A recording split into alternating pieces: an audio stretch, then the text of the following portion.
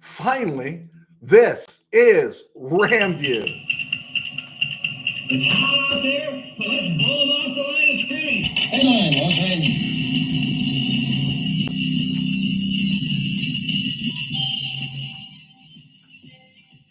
Live from the studios of the Ram Cave and the home of the Camellias, I'm Joe Terosian, and this is RamView, the May 27th, 2024 edition, brought to you by Kistler Law Firm.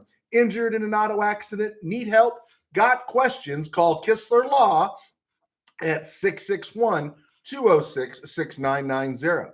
That's Kistler Law at 206-6990. And check out KistlerLawFirm.com. That's one word, KistlerLawFirm.com. Kistler Law, they've been fighting for you since 92. And by Temple City Auto Repair. Having some auto issues, get yourself some John and Henry at TempleCityAutoRepair.com. And of course, by Granite Ridge Christian Camp, a place where your life can change. So it feels like it's been a week. It's only been about 5 days. So happy to be here. Sorry about Monday. Yesterday, I was going to try to sneak one in yesterday. Daughter's graduation, holiday, a lot of stuff kept hitting me. Good to have you here, Bill, Manuel, and others that are clicking on now. Drop your questions in. I promise I'll get to them. Just want to get through the opening. You know, it's been a little bit of a dead period here, waiting for OTA information to kind of leak out and see if there's anything new happening in and around the Rams. And one of the things, I love floating around all the different message boards. And what I found was really funny was someone gave an opinion, and then someone said, oh, like you know more than whoever, you know. Usually they'll throw Jordan Rodriguez out there, and she's great. I have no problem with Jordan, but they'll throw her name out there, and it's like, guys, it's a message board. People are going to give their opinions all the time. And by and large, I like your opinions a lot more than I like some of the professionals that are paid to do it. And it's just sometimes people don't recognize the forum they're in. It reminded me when I was working at the Mid for the hard copy, we got a letter from a school teacher, an 8th grade school teacher, who was complaining about one of my articles, well, something I wrote, and was saying, yeah, your guy Joe here, your sports editor, keeps talking about himself, keeps referencing I in what he wrote here, and that's just bad journalism. I had to point that out to my class. This is a 7th grade or 8th grade teacher, and my editor said, "Which one is it?" And she said, "Well, it's the one he calls FanView." And my editor had to say, "You understand that's a column, right? That's an opinion piece, you know." And the teacher goes, "Oh, I didn't think of it that way." And so it's just sometimes people forget their forums. And if you're on a part of a message board group, it's like, yeah, that's what people do. They give their opinions on there, and they shouldn't be slammed for them. And again, as I say, through my experience, I like opinions of people who see things from different angles a lot better than others see them. And sometimes, you know, I have doubts about media.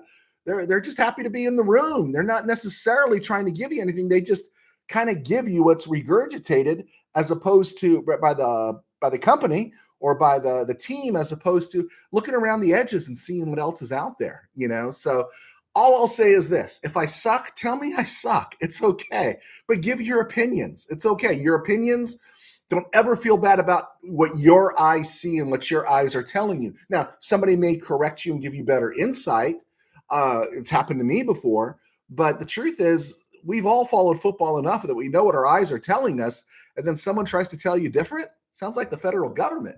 No, it's football.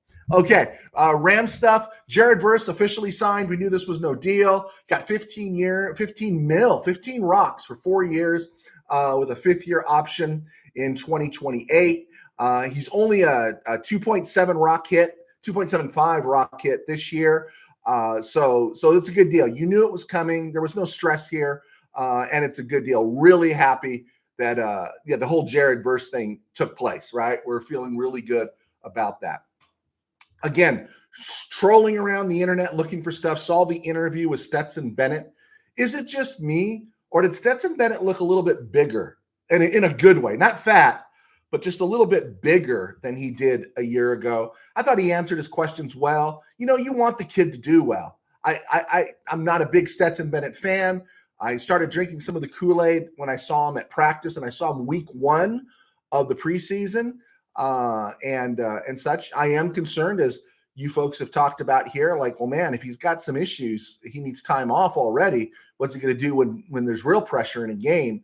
But no, I thought he handled his interview really well, and facing the media and having to kind of dance around some of those questions. So yeah, you hope the kid does well. And so good for Stetson Bennett, and we'll see what the Rams got. They did put a 4th rounder into him, and we'll see. And then the other thing I noticed quite a bit is it was pretty slow from the end of Friday's show through this week was the push for Blake Corum. I tell you, just the mentioning of Kyren Williams having a foot injury, man, it just seemed like everybody across the board in the media just went full Blake Corum. This is a great draft pick for the Rams. It's a steal. It's this, it's that. And I'm not slamming it. We like the Corum draft pick. We talked about it, right when the OTA release came out from McVay saying that Kyren Williams was hurt. But boy, man, I just heard so many glowing reports about Blake Corum in these last 5 days. And it's like, cool. I think it's great. But, you just watch those trends, right? And Kyren Williams gets hurt, and it's like, okay, we got to go all in here. And I don't know. Just keep your eyes open. That's all I say. Interesting stuff. Around the NFL and other places as we get there, 49ers extend Juwan Jennings, who was going to be a free agent after this season. They extended him through 2025, somewhere around 15 mil, 10 mil guaranteed. And that's really interesting. The 49ers did that because they also drafted Ricky Pearsall. Now, Juwan Jennings is not a bad receiver. He's not. I mean, he's not Brandon Ayuk or Deebo Samuel, but he's a good receiver. And then they drafted Pearsall. Doesn't it sound like John Lynch is saying, I'm not going to be held hostage by Brandon Ayuk, right? I think you could replace Ayuk a lot faster than you can a Deebo Samuel. And I think they're just going to say, hey, you know what, Brandon, this is what it is. We're offering what we're offering. This is what it is. If not, we'll move you. And I think it's a good move if you're a 49er fan. As a Ram fan, I want to see Brandon Ayuk signed and the 49ers hamstrung. But it is interesting that they extended Juwan Jennings. They drafted Ricky Pearsall. That is something to keep an eye on. Again, the question popped up over the week as we're just looking around at other stuff. The lack of extensions for Tua and Dak Prescott. Tua puts me in an awkward spot because I think the Dolphins are ready to win now. And where are you going to go and everything? Because I think their window is open. I think the Cowboy window is shut. I'm surprised people are talking about the Cowboys in any way of being a contender. I think they're going to get stung by Philly, and I think they could easily be stung at least once by the Texans. And that means they only get 3 victories in their division, and then they got to play everyone else. And so, yeah, I'm not real crazy about the Cowboys, and that's with Dak Prescott. I think the Cowboys are in a place where the Lakers are. And I'm going to talk about the Lakers in a second here. They need to move on. They should not re-sign Dak Prescott. But as a non-Cowboy fan who wants to see them rot and lie stinking in the earth, then please, by all means, give Dak Prescott 60 rocks a year. I'm all down and guarantee every bit of it. There you go. Speaking of extensions, the Texans extended wide receiver Nico Collins. Good move. And this one I thought was interesting because we do have Raider fans. And I was in Vegas the night he was drafted. Former Raider first-round pick who was 17th overall in 2021 out of Alabama, Alex Leatherwood, signed with the Chargers. And this dude has been a huge whiff. And 17th overall. That just tells you. Like, where was Jared Verse taken? 19th? I don't think Jared Verse is going to be a whiff. But that just tells you that just because you get a pick middle of the first round, man, that one's pretty brutal. I remember being on the Strip when Leatherwood was announced, and you see his name and everything come up on some of the screens, and yeah, it just didn't work out for Alex Leatherwood. Kicker Brandon McManus, formerly of Jacksonville, currently a Texan, is being sued along with Jacksonville Jaguars for sexual assault by 2 flight attendants as they were flying over to London, I believe. And the only thing, again, they tell you you're supposed to just believe everybody. My only hesitation is, Why does it come out, 9 months later? That's the only thing. Whatever. We'll go on to something else. I'll stay in my lane. Bill Walton passed away. I believe it was on Sunday, or was it Monday? He passed away, and that news came. And I have to admit, it made me kind of sad. I'm not going to paint it. I thought Walton was a horrible broadcaster. And I think it's great that he overcome his speech impediment, became a lawyer, all that stuff. I give him full credit for that. But he got so verbose, he would talk, they're playing beautiful basketball. He's playing some of the greatest basketball ever. And he's talking about, Darius Miles of the Clippers. You never knew what he was going to say. And I didn't think of him as an announcer. But as a basketball player, he was great. He was. You hated him because he played for Portland. I was a Laker fan in 77. My brother was at one of the games. He didn't take me at the Forum where the Trailblazers swept the Lakers 4 straight in the Western Conference Final. But there was just something about Bill Walton that was outstanding. Then he just couldn't stay healthy. That was what you thought about him, just bad feet, right? And you saw that 30 for 30. I think it was a 30 for 30 on him a few months ago. It was pretty brutal to watch and see how he was living with his feet and all that was going on with him. But he was a great player. And I just loved hearing some of the people talk about him now. They said, he might have been Jokic before Jokic. And a lot of truth to that, although Jokic had the better outside game. But I also think it's so funny here. Everyone's waxing wonderful for Bill Walton.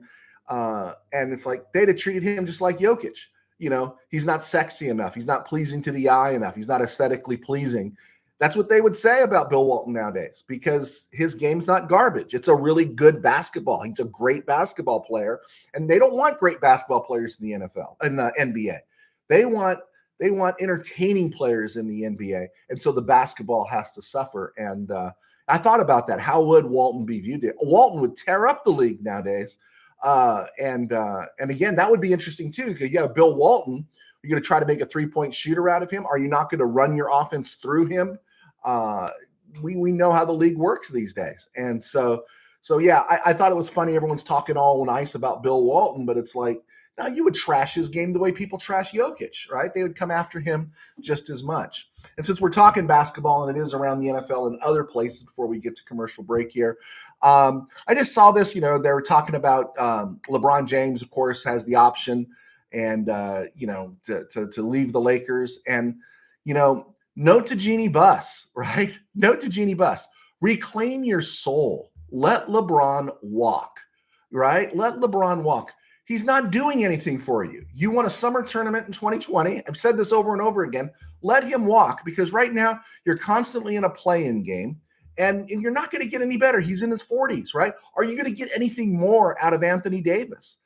Rebuild your franchise. I know it's scary. You don't know what's going to happen. And don't waste your time with JJ Redick, right? Let LeBron walk.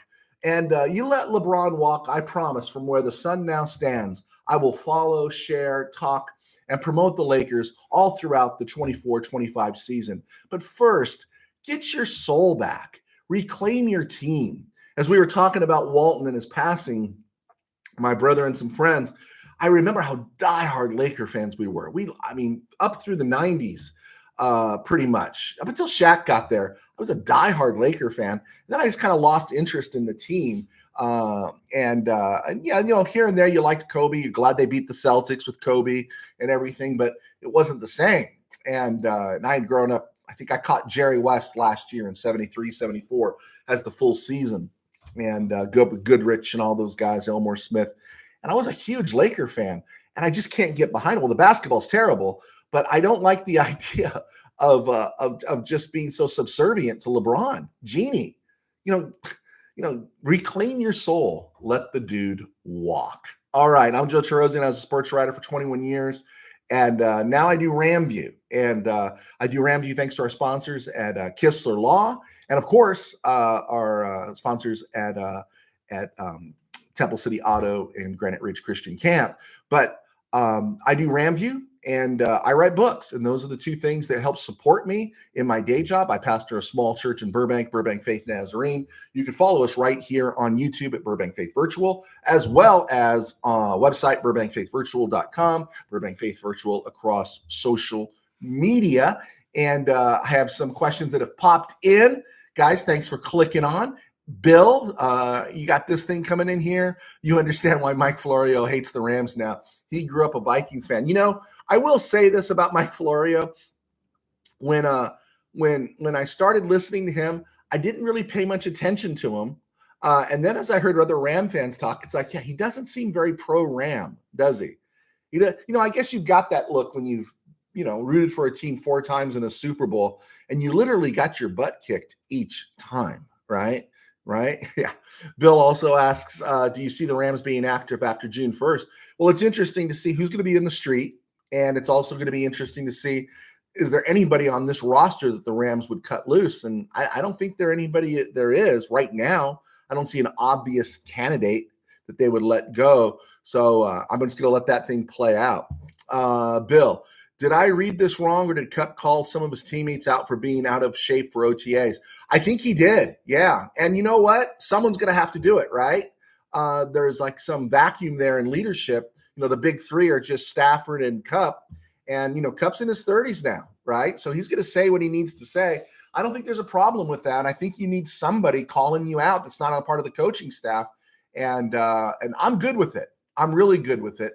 And so it just keeps everybody honest because, again, some of these guys might be young guys and don't understand what it's like to be, hey, you had a successful first year, you made the team, doesn't guarantee you anything for the second year. And it was always the standard. What did Aaron Donald say when he came back for last season, 2023? They said they spoke to him about the draft, and he says, just get guys who care. And guys who care are guys that are working year-round, right, to get better. And so I think it's a good thing that Cup did that because somebody's going to have to take that vocal leadership mantle, so to speak. Willie Bowen. Hello, Ramley. Hello, Willie. The LA Rams should be in the red zone, should score more in the red zone this season. They absolutely should with what they've done up front. Willie Bowen, Dallas Cowboys are done. I think so.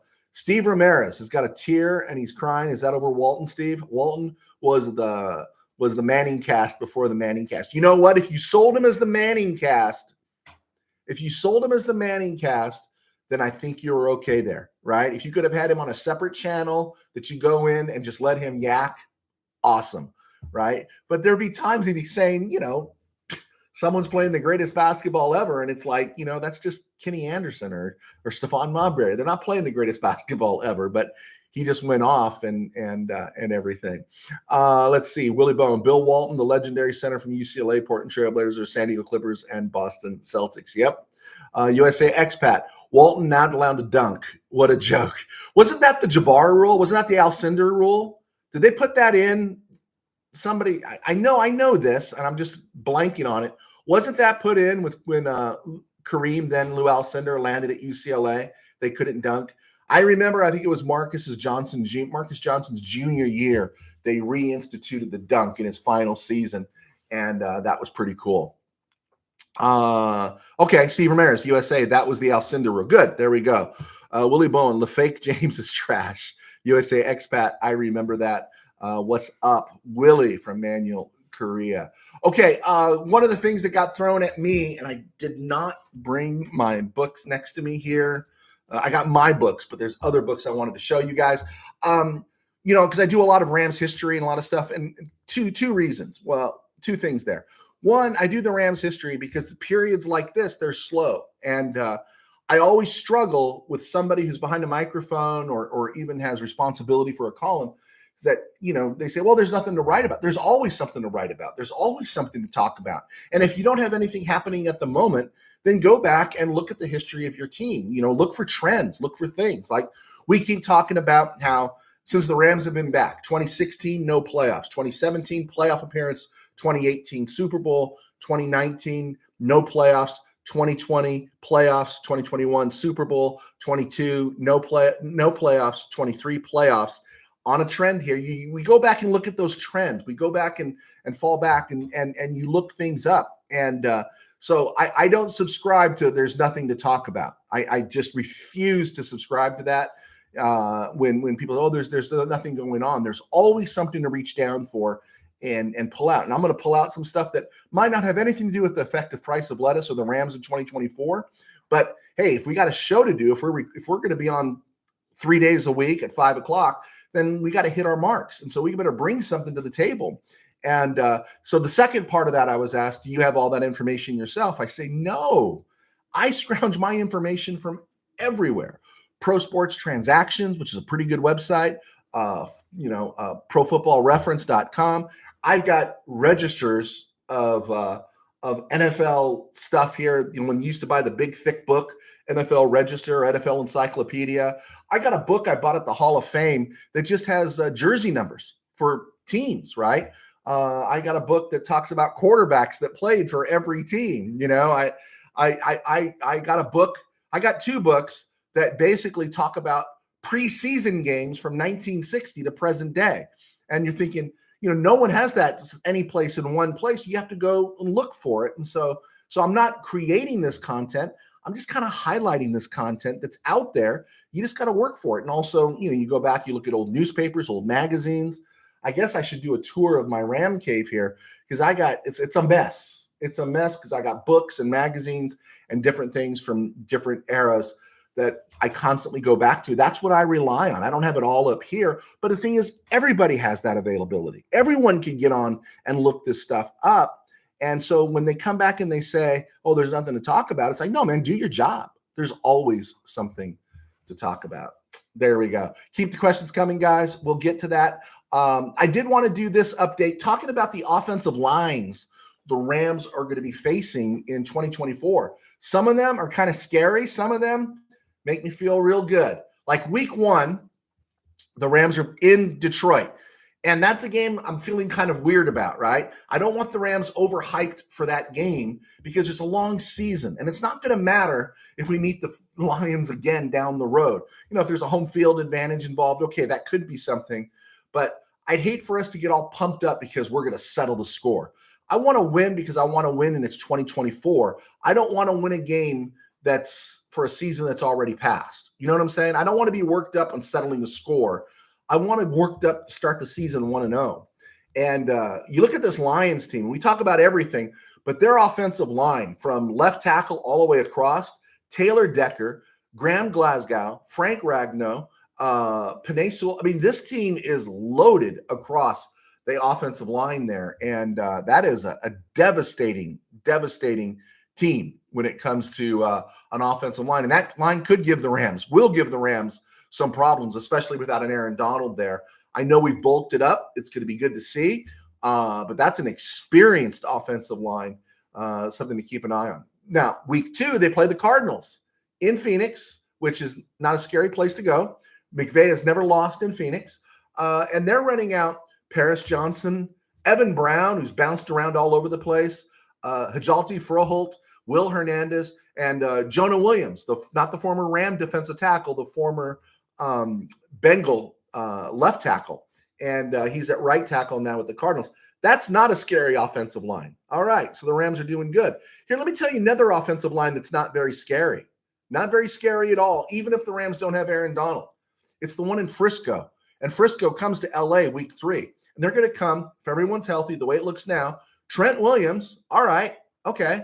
And John Feliciano, right guard, okay. Those guys are solid. Trent Williams, Hall of Famer, of course. But then you're bringing Aaron Banks, a Midland, Jake Brendel at center, and Colton McKivitz at right tackle. That doesn't sound scary to me.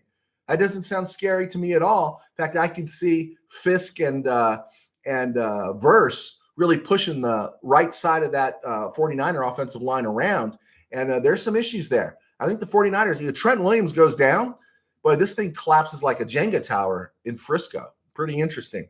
You're looking at the Rams going against the Bears. The Bears, that's a road game. It's in September, so there shouldn't be much problem with weather. Now, the Bears offensive line is okay. It's not great. Braxton Jones, Tevin Jenkins, Ryan Bates at center, Nate Davis, and Darnell Wright. I think he was he 17th or 10th overall last year at right tackle. That's a good offensive line. It's okay, but it's not scary. It's not scary. It doesn't look like the Lions' offensive line. And that's why I think the Lions are the better team in the NFC North. The Packers' offensive line is always good. And, of course, they moved off from Bakhtiari. They got really good clicks out of Rasheed Walker at left tackle last year. And then, of course, they got Zach Tom at right tackle. Then you're running Elgton Jenkins, solid. Josh Myers, Sean Ryan at right guard. It's going to be solid, but it's not scary. It's not anything that's going to bowl you over. Same thing with the Raiders. Colton Miller at left tackle, solid. Cody Whitehair, Andre James, Dylan Parham, solid. Andres Pete, how much has he got left in the tank? And then you get to the Vikings. You got Christian Darrisaw at left tackle, solid. But they just signed Dalton Risner, and the PFF already has Risner projected as a starter at left guard. Then you're running Garrett Bradbury, Ed Ingram, and Brian O'Neill. I'm not saying it's bad. I'm just saying it's not scary. And then you're looking at the Seahawks. The Seahawks, Charles Cross, good rookie year, not so good sophomore year. Abraham Lucas at right tackle, good rookie year, not so much, didn't play much last year. And then across the board, Laken Tomlinson, Oluskan Olutami, Anthony Bradford. Seahawks got problems. They got talent every place else, but they got a problem at quarterback, and they got a problem on the offensive line. The Dolphins, pretty solid offensive line. Taryn Armstead, left tackle. Liam Eichenberg, Aaron Brewer at center. He's solid. Robert Jones, right guard. And then Austin Jackson, first round out of USC a few years ago, and he's never lived up to what everyone's expected him to live up to. Dolphins are vulnerable. Dolphins are really vulnerable. Patriots, I don't even want to go there, okay? Here's where it gets scary, though. You got the Lions offensive line that's scary. The Eagles offensive line, even without the Kelsey brother. Jordan Maleta at left tackle, Lander Dickerson at left guard, Cam Jurgens at center, and then Lane Johnson at right tackle. They're plugging in Tyler Steen at right guard, but this is a powerful offensive line. They may not do the tush push or the brotherly shove much this year without Kelsey, but this is a really good offensive line. In fact, it's a great offensive line, and that could give the Rams problems. In New Orleans, I'm not going to worry about it, right? Not going to worry about it. The Bills, Deion Dawkins, former Ram Dave Edwards at left guard, Connor McGovern, Osiris Torrance, and Spencer Brown. That's solid, but we're also getting them at SoFi. We're not getting them in Buffalo. And then you got the Jets. Tyron Smith, is he going to be healthy? Morgan Moses, and John Simpson. John Simpson, left guard, Morgan Moses, they both played with Baltimore last year, and they let them walk. And Elijah Vera Tucker, can he stay healthy? And that's the whole key for the Jets. Can Tyron Smith stay healthy? And Elijah Vera Tucker. If those guys stay healthy and play to par, that's going to be a good offensive line for the Jets. But do you really think that line's going to be healthy by week 16? I don't. And so those are the things you have to look at. Well, I feel like we have to look at it for Ram fans as we look at this season. What offensive lines are they going against? And I think some of them have better reputations than production. I think people offhand would say, oh, the 49ers, they got a good offensive line. I don't think the 49ers have a good offensive line. I think it could be their downfall. Again, can Trent Williams stay healthy for another season? And then you add to that, can Christian McCaffrey stay healthy for another season? How much does George Kittle have left in the tank? How much does Deebo Samuel? How many snaps can he give you? Then you got the Brandon Ayuk situation. So you got issues. And Brock Purdy's being slowly playbooked out. People are figuring out Brock Purdy. And so he's not having those, where he started off with his career with 12 straight wins or whatever it was. He's human, right? So that's the 49ers. That's the best team outside of the Rams in the NFC. And then we just described, the Seahawks have struggles, and so did the Cardinals along the offensive line. And so this is a real opportunity for the Rams to make some noise, because you look at the Rams offensive line, and it's 4 aces and I'd say at least a queen, in terms of we like the 3 guys on the interior, Jackson, Avila, and Dotson. We like Havenstein. Those guys, we know what they can do. The only one that's a little bit up in the air is Alaric Jackson, but Jackson played well last year. And so the Rams offensive line matches up really well compared to the lines that their defensive line is going to be facing. And so again, this is why everything goes well. You can see a 13-4 season. Things don't go so well. Things are baseline 11-6, but it's not pie in the sky to say the Rams are going to be very good this year. All right, here we go. It was a stone groove, my man. We do have a few more questions that piled on in here. Should I go to them? Let me go to the questions now, since you guys have been waiting. You guys are really cool. And then I'll get to the back half of the state and Rams history. What's up, Ramily family? The half Navajo. All right, half Navajo. I'm the half Armenian. There we go. Evan Hotz.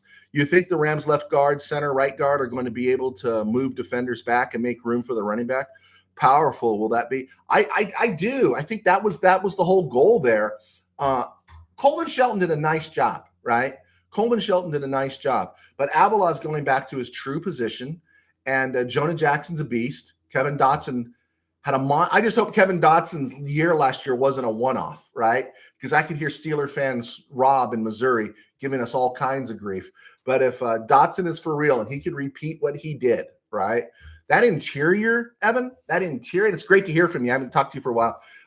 That interior is awesome for the Rams. And again, that's also enough to keep anyone from coming in Stafford's face. And so I think as Willie brought it up earlier in the show, that makes the Rams a lot more dangerous in the red zone. I want to see them pound the ball more in the red zone. The combination of that offensive line, adding a Blake Corum, does make them a little more dangerous.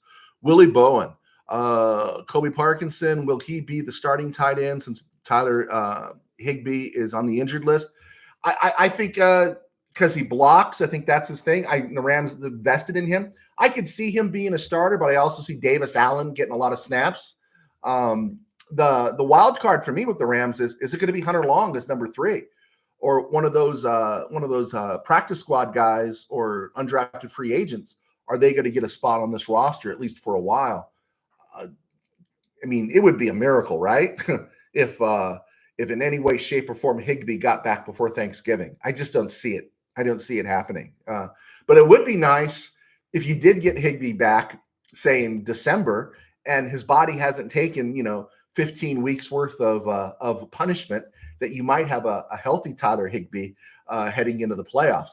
And I got to say this: when I got all in on Tyler Higbee at the end of 2019. Remember, he just had a great close to 2019, and I thought, man, he was going to be, the Rams would be going to him all the time. And I made him my fantasy pick the following year. I was a tad bit disappointed, but something to think about. Good question, Willie. USA Expat, beat the Lions to send the message to the NFL that McVay can dismantle any defense. If that's the point, great. If the point is, yes, send the message, great. I just don't want to be wrapping up 2023. That's all. I just don't want to be wrapping up things that happened in January. I just don't care. It's a bummer we lost that game. If we had a kicker, we might have won that game. Couldn't get off the field because of their offensive line. But if it's all about sending the message to the rest of the NFL, the Lions did last year. Lions on Thursday night went into KC. They won in KC, and the KC ended up winning a Super Bowl. I think the Rams are very capable of going on the road and winning in Detroit. I just don't want it to be a revenge game. I don't want that energy spent. Let's see, USA Expat. Same goes for the upcoming Seattle games. Yeah, that one's going to be interesting because, what's his name? Pete Carroll's gone. And, you never had fear of the Seahawks under McVay, right? When the Rams been under McVay, the Seahawks, they never felt that scary. And I have to say, Russell Wilson never scared me. I always thought, even in the Jeff Fisher era, we pretty much kept Wilson intact. Wilson did those things that Kyler Murray does against the Rams. He makes a big splash play, but I wasn't intimidated or worried about Russell Wilson. I was always worried about the 49er backup quarterback because 49ers always found a way to beat the Rams. Let's see here. Thomas Wilson, can the Rams win 13 plus games? You can envision, go down, make an excuse, make a reason for the Rams to win every game, but just trying to be level-headed here and not be too much of a fanboy. I see 13 games as the max. Hey, I'll take it all. I see 13 games as the high end, 11-6 as the low end. Last year we said 8-9, high end 10-7, and we did get to 10-7. Willie Bowen, Rams 12-3. I'm going to say you think 12-5, maybe. Okay. USA Expat, per McKay, one game at a time. Preach. There you go. Gilbert Reese, 100%. All right. Thomas Wilson, Jackson said his weight is 330, not the listed 287. You know what? One of the guys that came at me with that on one of the message boards, I'm not going to argue that. I just see it on all the sites. He's listed as under 300 pounds. And there was a really good article that I can't find it.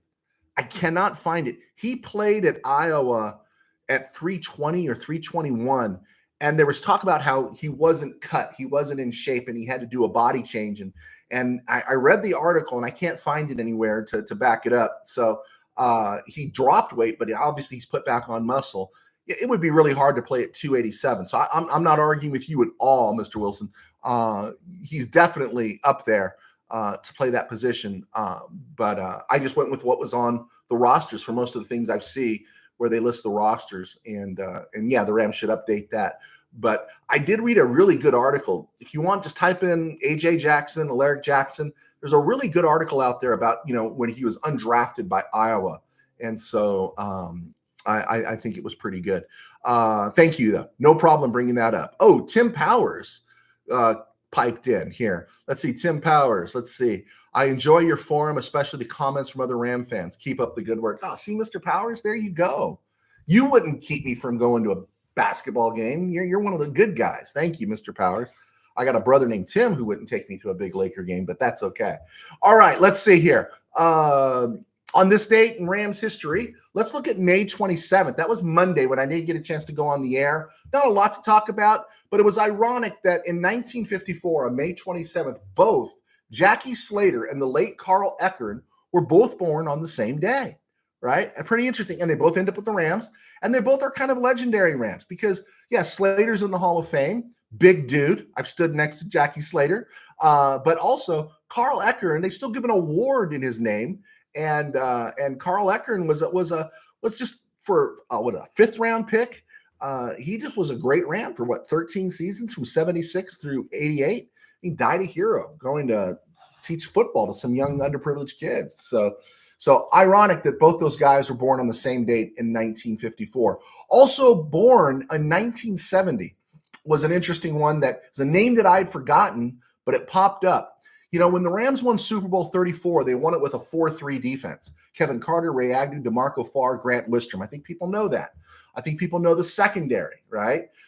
But also part of that team was linebacker London Fletcher at middle linebacker, the great Mike Jones. There should be a statue in front of SoFi with Mike Jones on it, was the left side linebacker. And right side linebacker was a dude named Todd Collins. Does anyone remember Todd Collins? I think he wore number 54.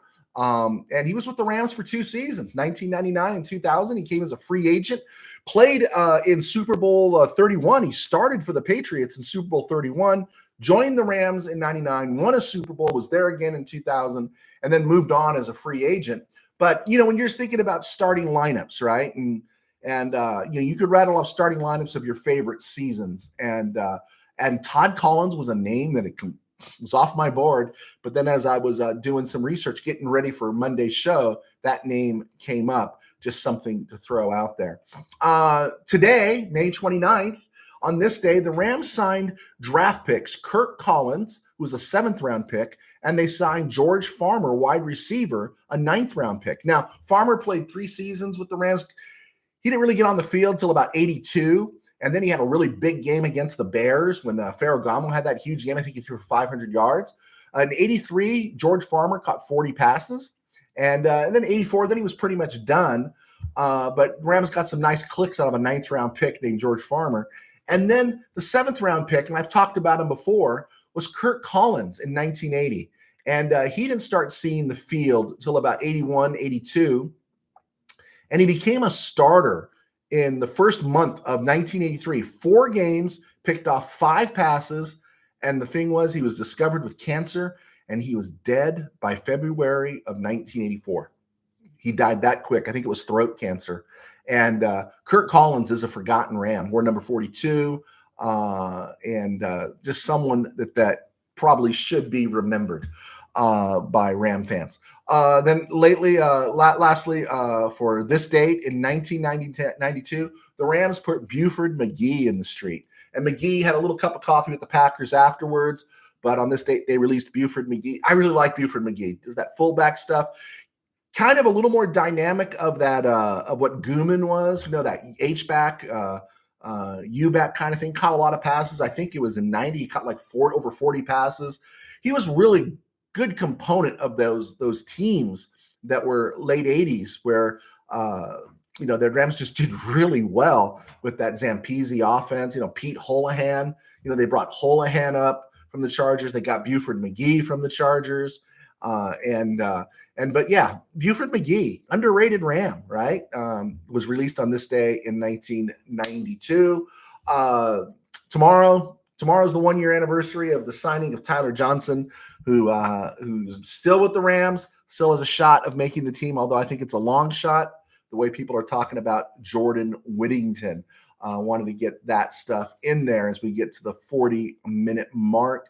Anything else I could throw in there? I'll hold on to it and see if you guys have any more questions. DHP, I think Blake will be our starting running back. Availability is your best ability, and Kyron is always injured. Truth. And I think the Rams knew that. And that's why at 83, they just said, you know what? We got a chance to draft this guy. We're going to take this guy. Absolutely. We're going to take that guy. And yeah, if he played for Harbaugh, he's NFL ready, right? And he might not be spectacular, but Kyron Williams, you're not going to get those Terry Metcalf, dating myself, Terry Metcalf, let's say Eric Metcalf. You're not going to get these home runs out of Kyron Williams or Blake Corum. And you know what? You've got very few home runs out of Lawrence McCutcheon. That's why Wendell Tyler popped. And then you went to another level with Eric Dickerson popping. But you didn't get those home runs out of Charles White. You didn't get those home runs out of Greg Bell. In those dark ages, you didn't get those home runs out of Cleveland Gary. You got them out of Marshall Faulk, right? And Steven Jackson. I don't think Kyron Williams or Blake Corum are built that way, but they don't need to be built that way, right? Instead of hitting those home runs and putting the defense back on the field, I'd much rather have the grinders that break off 7 yards a carry, 6 yards a carry, 4 yards a carry, keep the defense, the opponent's defense on the field and wear those dudes down, right? As former USC quarterback Matt Koffler used to say, I'll go double tights and run it down their throat when he was coaching high school football. So yeah, I think Corum probably stands out a little bit better, but all these guys are going to take a beating, and that's why they don't last. So I can see Corum getting a lot of playing time, right? And then Boston Scott being the third guy, and then we'll see what happens with Ronnie Rivers, and then Zach Evans, right? If he makes it through waivers, goes back on the practice squad. Damone Johnson, the Terry Nelson of the 80s, right? A little bit better hands, right? Damone Johnson put together a nice run. San Luis Obispo, Cal Poly San Luis Obispo. Shout out for Damone Johnson. Bobby Del Pino. Well, I tell you, Ram fans have a good memory. Robert Del Pino was at some of the Ram things I've been to, and he signs and everything. Ram fans really love Robert Del Pino. It's a shame that we didn't get the clicks out of him with a better team, right? With a better team. I did like Del Pino. Richard Ramos, Pete Holyhands. I remember him tight end, right?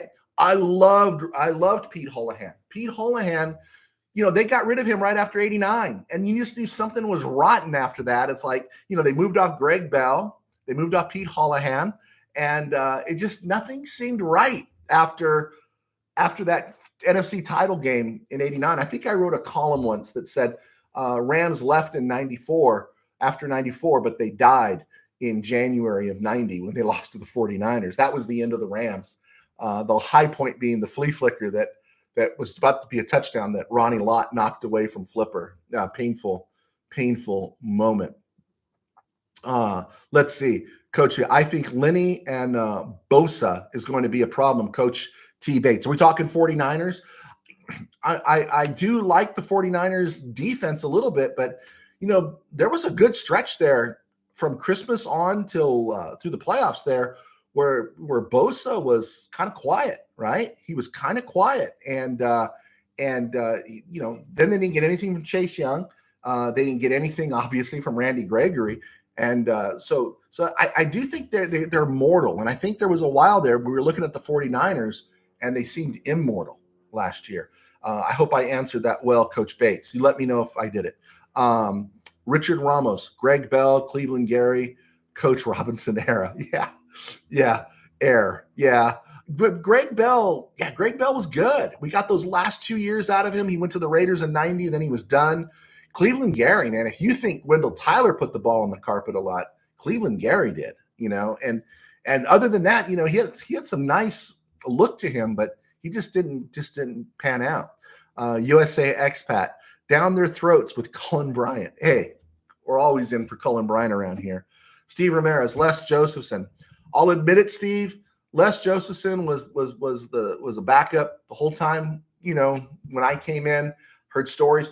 You look at Josephson's season. What was it, 67 or was it 60? It wasn't 68. I think it was 67. He was Pro Bowl caliber as a receiver and a runner.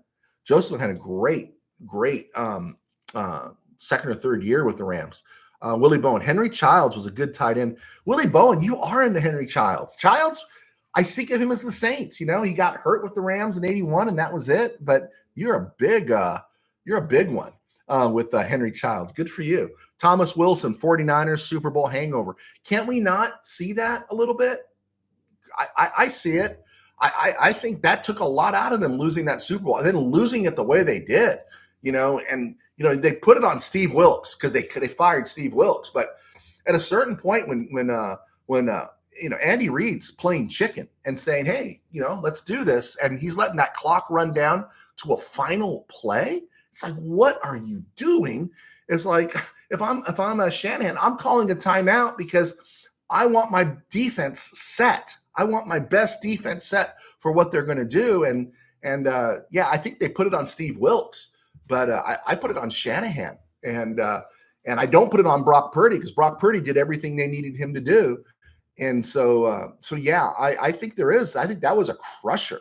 I think it was a crusher because they're getting older.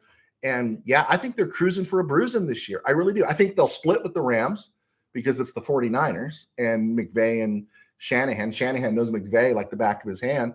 But I do think the 49ers are cruising for a bruising. I'm not saying they're not going to make the playoffs, but they're not going to be that team that everyone's talking about. And could you imagine how wonderful it would be if they extended Brandon Ayuk and hamstrung themselves even more financially? That would be marvelous. Let's see here.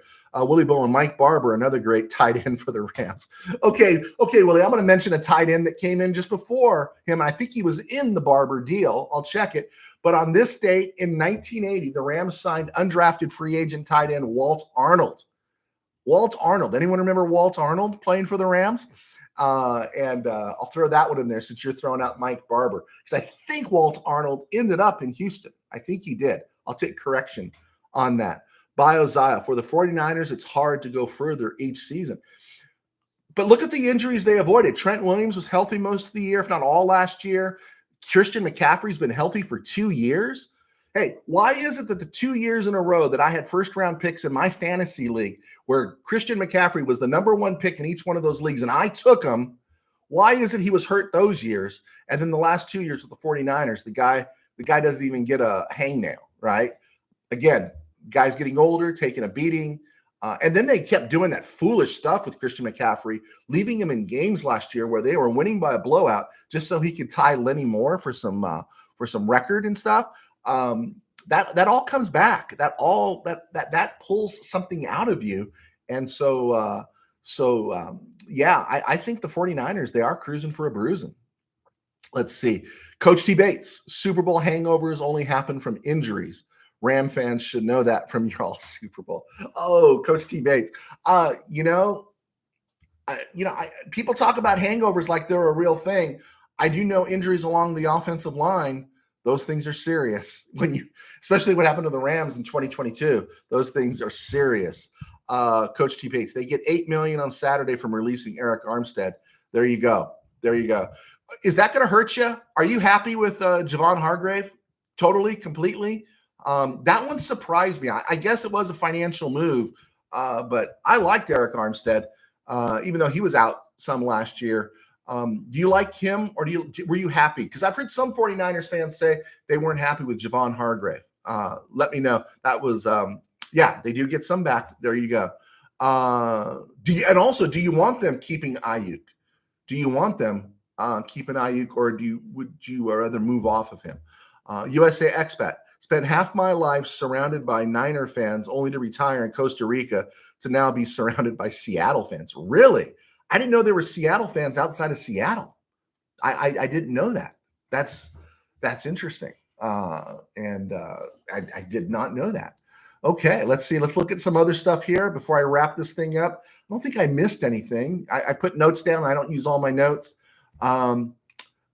The same day the Rams signed the draft picks, George Farmer and Kirk Collins, they also signed Walt Arnold, but they also signed a wide receiver named Kurt Sohn. Does anyone remember Kurt Sohn? Kurt Sohn was signed by the Rams in 1980, and he ended up in 81 with the New York Jets, played 8 seasons with the Jets as a special teamer, backup receiver. Of course, he got playing time as a receiver because they had Wesley Walker, but they unfortunately had Johnny Lamb Jones, and that was before they got Al Toon and stuff. But yeah, Kurt Sohn. You remember Kurt Sohn? I did not know he was a Ram, and that came up in my prepping for it today. All right, I think we got through most of this. Coach T. Bates, sounds like you're a 49er fan. You throw that at me anytime, man, because it makes me work harder, and appreciate it. I'm not a 49er fan. I think that had to hurt last year and everything. But, hey, that is the Rams' #1 rival going into 2024. Win the division, right? Win the division. All right, guys, we've hit the 50-minute mark. I think I'm going to wrap this thing up. And thank you so much for sticking around and joining us. Let's see, Coach Bates. Yes, Hargrave is good. No pressure off the end. Hurt Hargrave. Yes, pay BA is his money. Malik Collins will help Hargrave and Lenny. Okay, there you go. Thank you so much there for participating with us. Guys, I'm sorry I wasn't here on Monday. Again, holiday, daughter's graduation. I'm a free man now. All my daughters are out of high school, so we're good. Everything's cool. Okay, God bless. Take care. USA Expat, Bill, Willie, Manuel, DHP, BioZio, Rich Ramos, Tim Powers. Guys, thank you so much for clicking on and joining us. And we will be back on Friday. God bless. Take care. And we will see you soon.